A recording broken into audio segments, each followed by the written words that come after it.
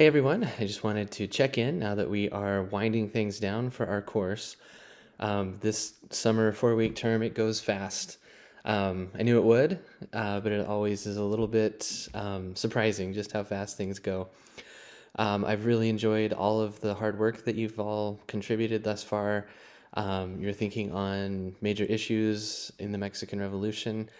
It's a fascinating process and series of events in modern Mexican history, and it's one that we could spend way more than 4 weeks, or way more than even a like regular 16-week semester studying. So I hope this will spark some further interest for all of you as you leave our class in a couple of weeks. You can keep in touch. I'm happy to continue some conversations about the revolution or other things that you're interested in, even after the class finishes. So it's also been kind of fun to be able to share my trip to Mexico City with you all. I'm now in Iowa visiting family, so it's a little bit of a shift in gears. But I'm looking forward to reading your work on the Module 5 blog posts. If you haven't yet posted yours, please do so as soon as you can. If you're a little behind on things, again, please recognize we have a week and a half left. I can only hold out, I guess, until the 27th at midnight. That's the last day of our class when things end. So any work that you can get contributed and completed by that point will be counted. And I can't go any longer than that, though, unfortunately, just because of the confines of the semester and my deadlines for getting grades in. So if you have any concerns about being able to complete the work that we're doing by that point in time, please let me know and we can talk things through and make a plan so that you'll be able to be successful. Module 6 is one of my favorites, as we'll be reading Thomas Benjamin's La Revolución. It's an excellent study of the ways that the revolution became myth and memory. I really like studying historical memory, the ways that as a society or as a community of kind of whatever size or shape, we remember past events in ways that help us define who we are in the present.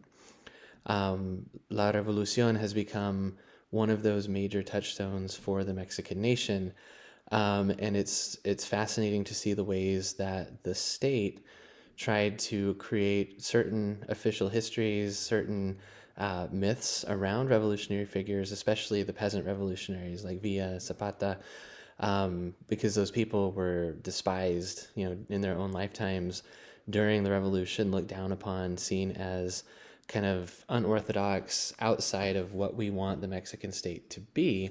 They were genuine challengers to the status quo, as we've been talking about in certain ways and in different ways.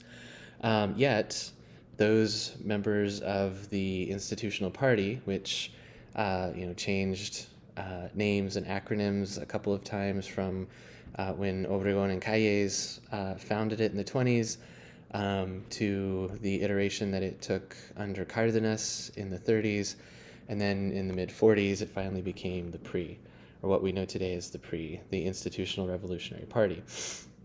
And so Mexico has been a one-party state, right? That's one of the kind of interesting problems or conundrums that historians think about as we study the meaning of the revolution and what it actually achieved.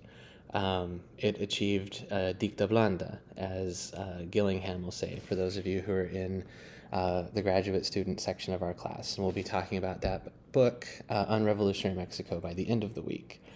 Or as Mario Vargas Llosa has called it, it was the perfect dictatorship, because it was a dictatorship that didn't look like one.